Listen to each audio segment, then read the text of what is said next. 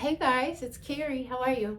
I'm coming on here to make a video because I had a new student today who came up after class and she wanted to talk to me about ways that she could dance and move her body without feeling concerned for her safety.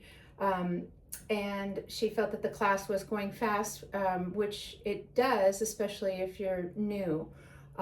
And I reminded her that a lot of people have been taking the class for a long time, and that if you're new, it's always good to start with the feet first and then add the arms in later. And that's what I recommend. And secondly, I always recommend if there's something that doesn't feel comfortable for your body, don't do it. Please modify. And if you don't know a modification for the move, you can approach me after class and say, hey, I'm having an issue with this. What would you suggest? And I always seem to come up with something. So generally what I like to do is show the modified move first, and then I'll say if you've got that down, you can stay there, or this is the full move or the more advanced version of that particular move. And she had been concerned about her hips and her knees and ankles, safety, as I am as well. So a lot of times my class is low impact. So I'll show someone if they want more cardio, what they could do if they want to jump and they feel comfortable and they have strong young knees and such. But for me personally, I don't do a lot of jumping. I find that you can get just as much if not even more exercise and sweat and cardio by utilizing a lot of your core with your core movements and everything you do, or leaning into things. That really helps. And then also, if you want to use your arms, that really gets your heart rate up. If you feel like your heart rate is too high, bring the arms down and stop using them. But what was more concerning is shoes. So I said, well, let me see your shoes. And she had really hard, really flat shoes with a lot of tread on the bottom of them, which led me to want to make this video. So there's two kinds of shoes that I personally wear when I'm dancing. I don't like to go barefoot, but a lot of people do. But for support in my knees and hips, I highly recommend, a couple different types of shoes. The first one, I've been using a lot of Zumba shoes. So this is from the company Zumba. You can go to zumba.com. I'm not affiliated with them in any way at all. I'm not a Zumba instructor. I don't teach Zumba choreography, and I don't use Zumba music. But the class is a Zumba style, and the shoes are great. So this is just a typical Zumba shoe. It says Zumba on the back. I don't know if you can see that. But it's really supportive around my ankles, which is great, but they're still really highly flexible, so I can dance as much as I want to. It has a little bit of tread on it, so I'm not slipping on the floors, but I'm also able to pivot and turn. So the last thing you want to happen is have a sticky shoe or a shoe with a lot of tread, and you go to turn, but your foot stays here. That's how you torque your knees or your hips, and we don't want that because then you won't be coming back to class. So that's one that I recommend. Other shoes that I recommend are like basketball shoes, right? So if you see a shoe like this and they have a circle on it here, these are pretty worn out. But that means that you're going to be able to pivot. Now these don't have as much flexibility and they're a little heavy, so I don't recommend them right off the bat. There's also a brand called Ryka, R-Y-K-A. I don't have that shoe.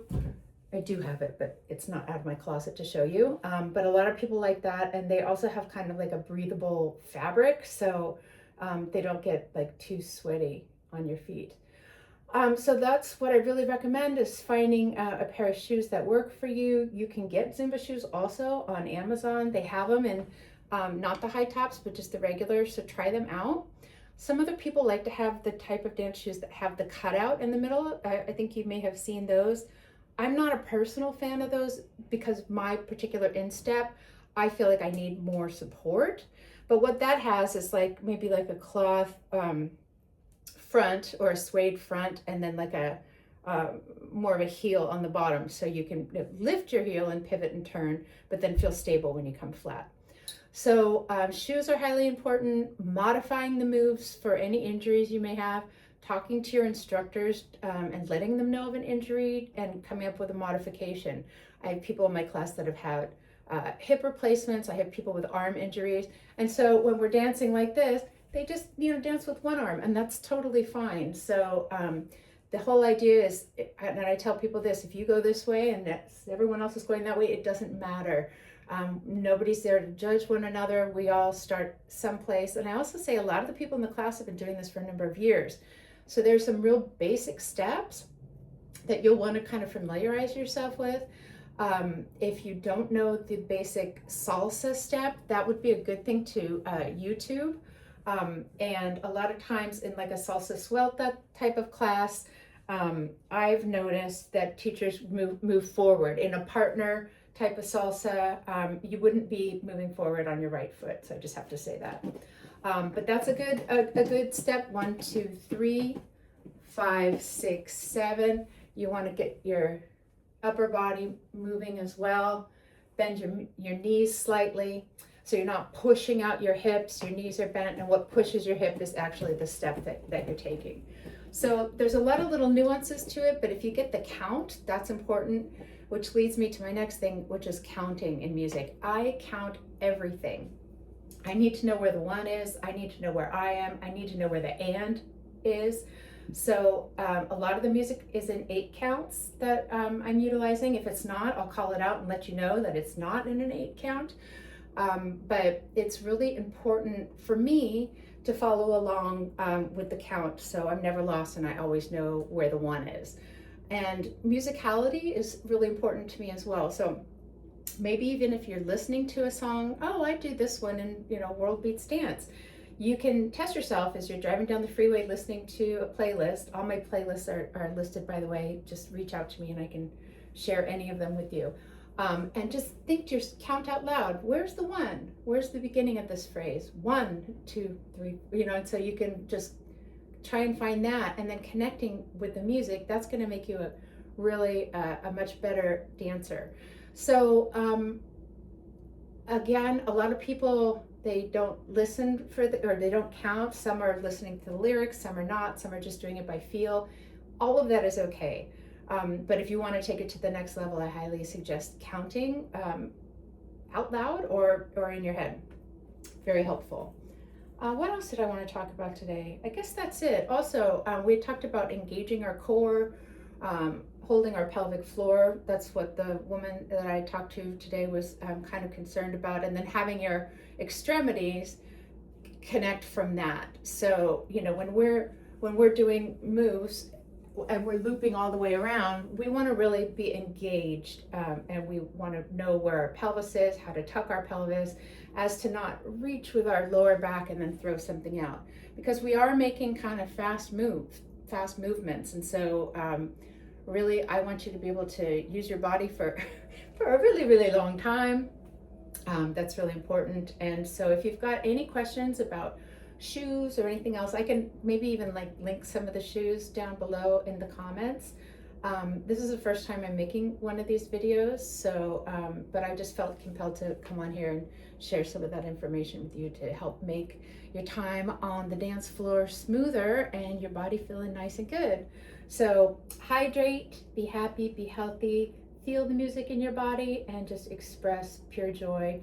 And then after you learn the steps, you learn the feet, then you can add on the hands. Once you kind of get that down, you can get into a flow state. And that's my favorite place to be, is just, I'm not even thinking about it. I'm just connected with the music and I'm flowing. And for like a whole hour, I get to be completely in the moment, completely somatic in my body. I love being in my body when I dance. And for many years, I didn't love being in my body. I've always carried extra weight. I felt insecure about myself. But when I'm dancing, I feel powerful, I feel strong, I feel feminine, I feel masculine, I feel joyous. Sometimes I feel sad. It's a really great way to kind of work those pent up emotions through your body, and you'll find afterwards like a big release. So if you're kind of bummed out and sitting on the couch and not making your way to class, I always say that the only class that you regret is the one that you don't go to. So I have never left a dance class and thought oh, I shouldn't have done that. Well, no, I have actually, but I'll leave in the first 5 minutes if I know it's not for me. and I try and sneak out so I'm not rude, but I haven't done that for a really long time. Anyway, that's about it. We are also going to be taking another group to Kenya. We have some spaces available. This trip is going to be in September. I think it's September 18th. It's 2 weeks, and we dance with a really wonderful troupe over there called Dance Lab Academy. Really beautiful people, amazing instructors. We bring all kinds of dance to you so you can learn it. It's all levels. People even brought their husbands last year, and they enjoyed themselves, and they'd never been on the dance floor at all. So you could be extremely advanced, you could be very beginner, and they make it accessible for everybody. In addition to that, we have an art program when we're there in Kenya, and then we also go on a safari. So there's a lot of really awesome things. So if you're interested in that, just DM me and I'll get you that information as well. We're doing a Tahiti trip this summer. So usually 2 or 3 trips a year we try and put together. I like people to be able to know exactly the music and the moves that they're dancing to. I like to take them back to the roots, to where those originated from, and so they actually know what they're doing, the symbology behind it. They can connect with the land, they can connect with the people, and then they have a better understanding of where this all came from. So yeah, I can go on and on about this because I'm passionate about dance and I'll just like nerd out on it. But anyway, I guess that's enough for my first verbal video. All right, everybody, thanks for watching. Ciao.